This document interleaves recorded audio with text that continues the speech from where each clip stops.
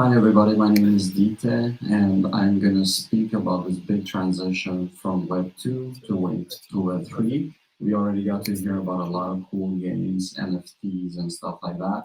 So I will look at it a bit from the DeFi perspective because that's kind of what I do. As Web3 is coming, it's pretty interesting because I see that probably a lot of you here are like entrepreneurs. So you're looking at like opportunities, like what next you can do, what can we build, what kind of tools can we develop. So before we get into that, a little bit about me. I started off working in crypto around 2013, and we had a company that was developing crypto startups globally from day one. We help them raise money. We help them like file for patents, build their software, and contribute to different protocols as a specialized team. Then I ended up starting two other companies named Decidio and BlockNify together, and they were, here in Prague around cryptocurrencies. Afterwards, helped a few other protocols that were acquired by Fortune 500 companies by contributing to their IP and different software solutions. I'm also like a mix of technical guy and software guy. So I have an MBA, but also I'm coding every day for the last 9 years or so. And if you don't believe me, that's me in 2014 presenting at Bitcoin conference in Texas, which was one of our startups there.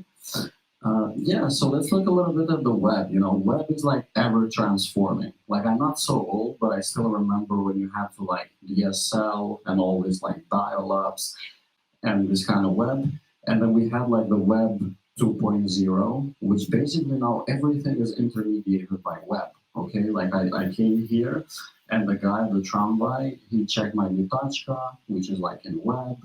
You go to WeWork, you peep, it's still web. Everything we do is like goes through web somehow, and it wasn't a time before we had to go to the web, like you had to go to your computer, which was a completely different thing. In that way, the web is always transforming. The web before 5 or 10 years were so different, and we all agree that after 10 years the web is going to look so different. But the question is, like, who gets to say where it transforms to? Is it the users? Is it like the governments? Is it the academia? Who provides those answers? And if you look at Web 1, it was a lot about protocols. You have SMTPs, FTP, kind of like folders and files, ERC for chatting. There were not a lot of platforms. There was no metaverse. It was just like you had to set up your own server to do stuff. And, But the thing with the Web 1.0 is that no one wants to run their own server. Like, do you want to set up your SMTP server to send mail like they did 10 years ago? Of course not. And it is pretty slow. Like, FTP used to be very slow, the early days of torrent. So what we did as users of web, we sacrificed some freedom and sovereignty for convenience. Like everything is fast, I can do everything with a click. And that was a great advancement for a lot of people. Now the web 2.0, the 1.0 was platformless. There was no platforms. But in 2.0, we all have these large platforms that take control, like Meta, Twitter, LinkedIn, Google, Amazon, like everything we do in the web goes somewhere through these things. I don't know if you see last year, but the S3 service of Amazon was down, and it looked like the internet went down. It's like so big. And it's also so centralized. Like Jack Dorsey, well, he's not a CEO of Twitter anymore, but he could just lock you out of Twitter. And you have, little places to complain.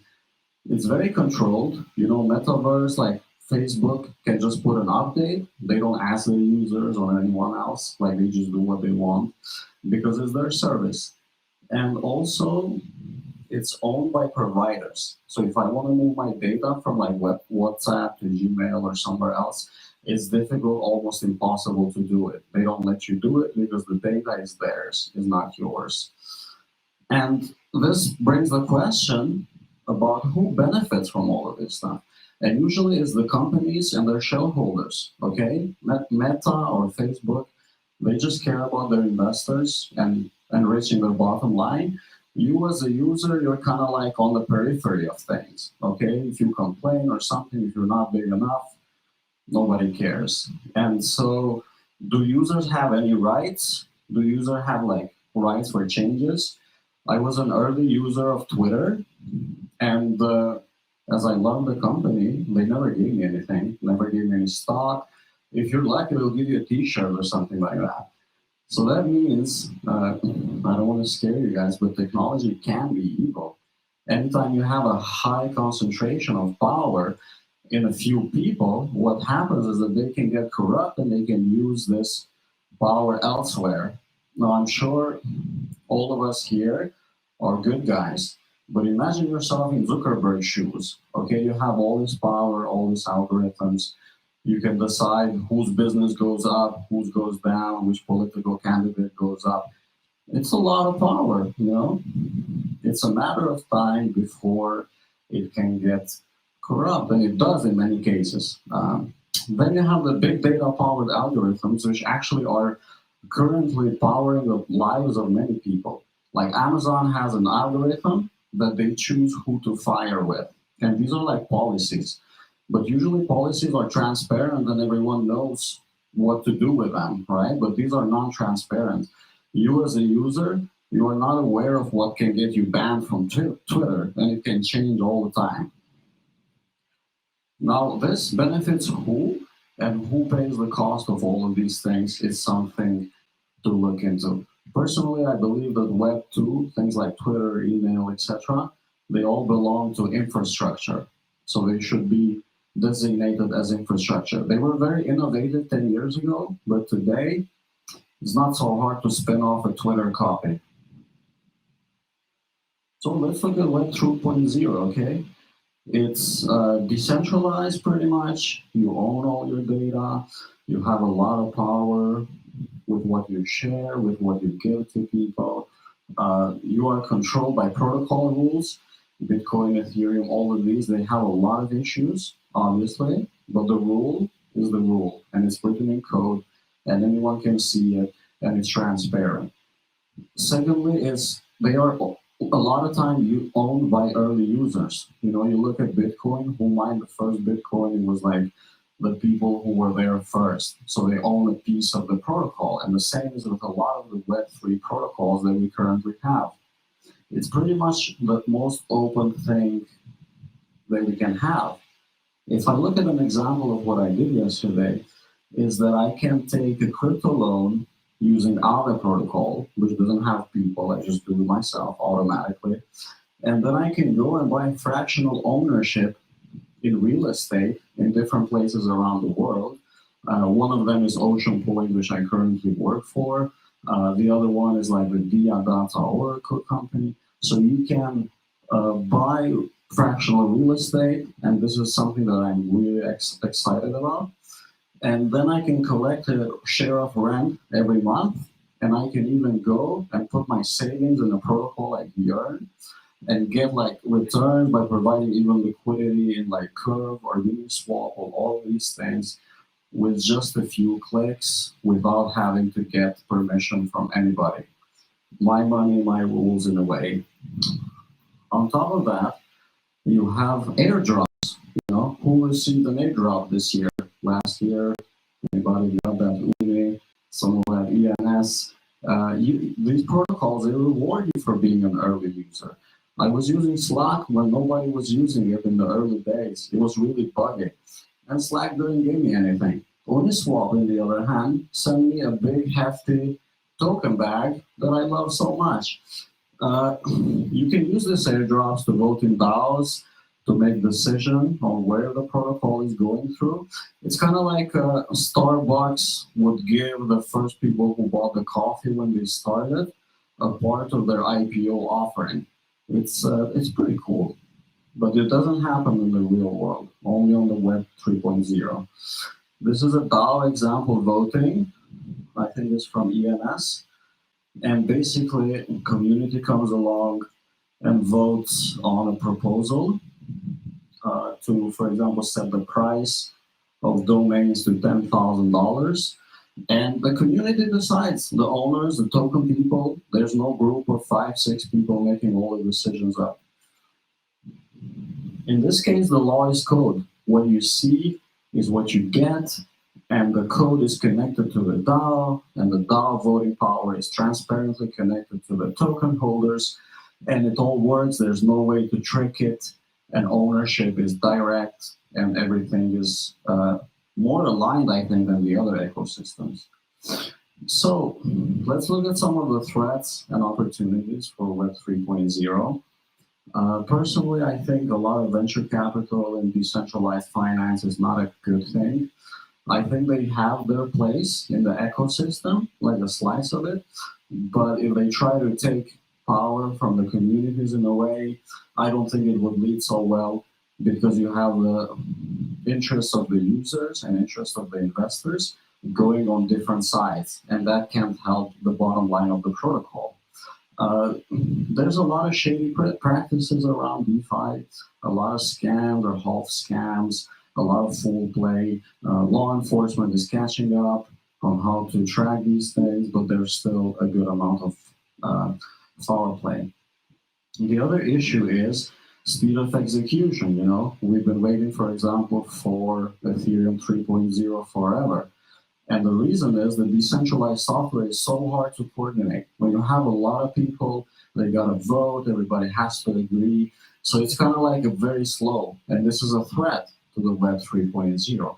Now, I don't mean we should decentralize everything, but it is something to keep in mind as we're building the other threat. The final one, I would say, is the interface issues. If you guys ever use them in DeFi and dApp, you know how difficult it is to use. Even experienced users have trouble. And for me, I have what I call the dad test.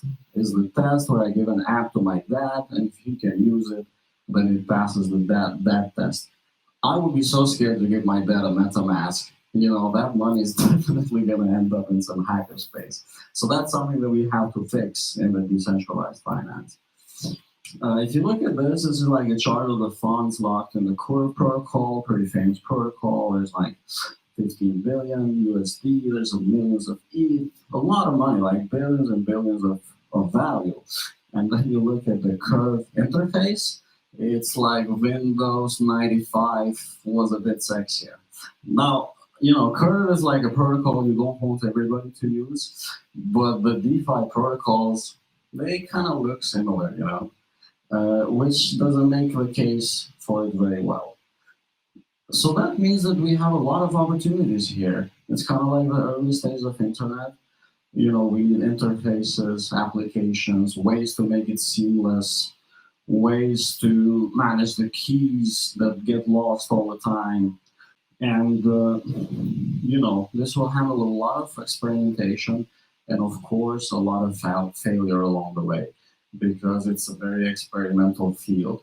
And I think there's a lot of space for startups and entrepreneurs, like a lot of you in the audience, to build these infrastructures a piece at a time, a startup at a time, a hackathon at a time, so we make the DeFi world and the Web 3.0 like a seamless experience, the same way you use the other one. Another option with Web 3.0 is that before, on the 2.0 internet, everybody was scared to put their credit cards online. It was kind of like, I will search the web, but I'm not putting my card. And then somehow with the e-banking and everything, somehow it happened, we all put the credit cards. Now on the Web 3.0, when you're building something, your audience is global. And they don't only look at what you build, they also have tokens. They can buy your tokens, they can sell your tokens. You are building for a global finance audience, which has never been tried before in such a way. So it's a pretty exciting time to build the 3.0. I don't know if that was too quick, but I'm pretty excited about Web 3.0. I'm, let me know if you have any questions, and let's build this together. Thank you.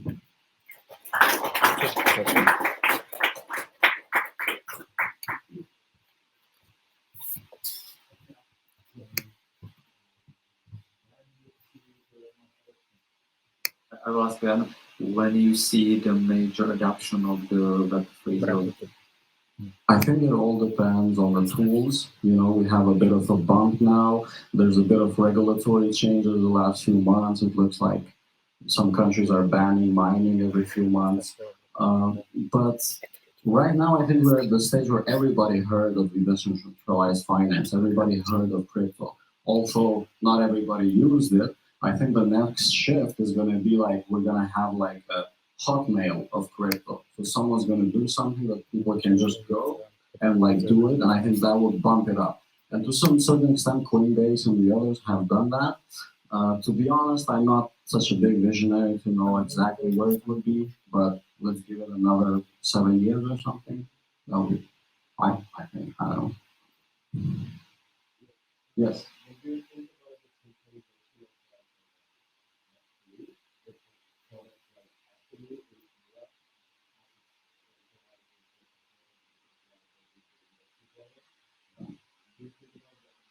Yeah, it's not a very good solution. I agree with you. It's if Infura is down, it's kind of like Amazon is down. If you can't reach your node, but the difference is that you can theoretically submit stuff to a different node if you wanted to, which is not the case with like Amazon. When Amazon is down, like the Amazon is down. You can't just go and do that stuff. But as you said, I think that's like a threat, but also like an opportunity. You get a lot of chances to build like a more decentralized indexing layer, decentralized Etherscan, decentralized all of these things. I think could be, and for a period of time when we make the hop, that centralization I think is necessary for a very short period of time. Peter, maybe one question for me. Yes. You were talking about all the ways how we can get to Web3. How does the identity look for you? What is your identity? How do you imagine it? Similar. Yes. Yeah. So thanks for that. Well, I'm pretty much like a techie guy. I'm coding, so my identity is like the private key. Definitely is not going to work for everyone. But I think we will have something like combined offline and offline identity, where you have like a piece there and here. And one thing that I'm pretty excited about that also Vitalik mentioned a lot is the whole social recovery, right? So I trust you as a person. Let's say like you're a friend or a cousin or something, and I can share. I can give you the right to help me if I lose my keys or something like that. And then in that way, we will have more like fluid identities. There's a whole space of avatars and NFTs and like metaverse and all that stuff. But I think the speakers before spoke about that much better than I can.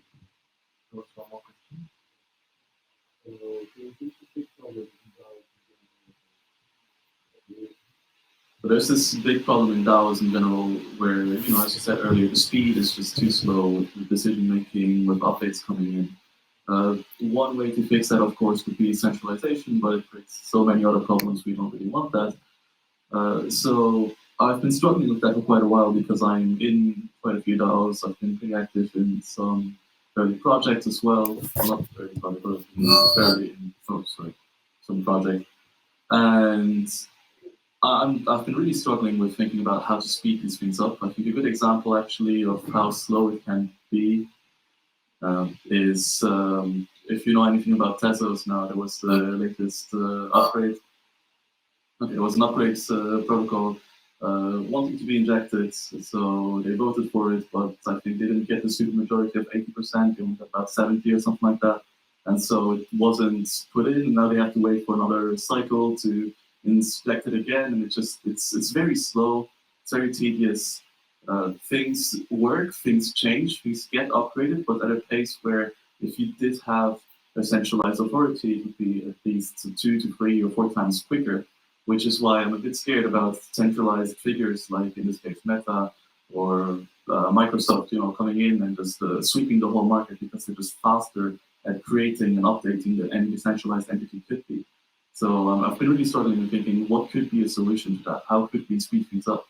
Yeah, I think this is a very good thing, and this is like the question of like, let's say, the Chinese model or the American model. Like if, just looking at the real world, like in China, 4 or 5 people get together, they make a decision, it's happens, right? US or other countries, they have parliaments, it takes like a whole year to do everything, and it's just so so slow and it's frustrating sometimes. So I agree with you. But the thing is that these are the layer zeros that we're building, like Tezos, Ethereum, etc. And I think the way things will work is first people are going to get more educated about how these processes work and like get with the flow. The second thing is that we are going to get some fundamental issues solved in these layers, like you have Ethereum 2.0, burning fees, all of these like core decisions. And once these are done, then the layer 2, 3, 4, 5, etc., they can be more centralized, and that's essentially okay. It's like you have the central banks in the real world, but then you have like MasterCard like up, a few layers that allows for quicker settlement. And in that way, as long as zero layer, the first one are kind of more decentralized, the rest of them can be more centralized, and I think it will work that way moving forward. Thank you. Thank you. Maybe one more question regarding all you discussed.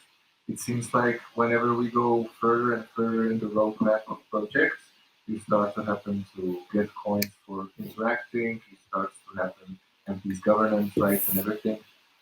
Do you think there will be like a parallel economic system, like maybe even citizenship level? Where do you see, how far can you see that? Like, is it going to be a different citizenship and a different world, or it's more like an upper level of what you have? Yeah, I mean, I think like, maybe what we will see is like more rights that we have on our actual life, like citizenship, travel rights, even things like land registry on Kataster, stuff like that. Maybe that will get more like digitized. And then imagine if you have like a token of your apartment and all of his history, and you lock that token in other protocol and you get like an instant loan or instant mortgage, something like that. Or you travel somewhere and you literally like have like a zero knowledge scan. Okay, I'm checked. You can get in, something like that. I think these are like very cool, and the tech is already there. The governments, they're a bit scared to play around with these things. Without here in Europe, the European Central Bank says something, and then everybody else is like, yeah, that's what we will do too. So let's see. I'm not so optimistic for the governments. They're very, very slow. I heard recently that the actual European law is not even thinking about ownership of digital assets. So I was questioning myself. I was like, do I own these NFTs that I have, or I don't? Because I'm European. It was all a dream. As good as it lasted. Yeah. How do you think we can convince governments that Web3 is safe enough for the society? And that, like, for example, it was mentioned Twitter, that someone can delete it from Twitter. And that's actually the government can use. Like, for example, you have a Nazi group of people or something, so the government can just ban it. And in case of Web3, maybe they feel that insecurity. This also, right, regarding many aspects. So what is your opinion on how we can basically convince government that it's safe enough, and what are the tools for governments to at least adjust super decentralized payment to benefit both sides? Yeah, no, exactly. The governments will always want their hook on stuff. It's like the central bank I've advised a few central banks, and they always want to have like a backdoor. Like, what if I want to cancel this transfer? Or what if I want to ban this account? And I think there's no way around that. We can only like digitize that. So for example, the central bank, let's say in financial system, can have a smart contract that handles all these things. But where the beauty comes in is this. If there's a law that we have in every country, and this law, if you translate that into like a smart contract for the central bank, then you are sure that people will not be misusing that power. So for example, the central bank cannot ban someone just because they think or suspect something as it has happened in the past, but they have now like a law that is written in the code, and even though they have the power, they can still be very like clear on how they do that, transparent with an audit trail and everything else. So in some way, we shouldn't be like fighting with the governments in a way, because they will always have their way, but we should allow them to have their their power, which is given to them by the sovereignty of the people who vote them. So that would benefit us and also them to keep things, clear and safe. All right. One more question, last question, if somebody has. Thank you. Thank you very much.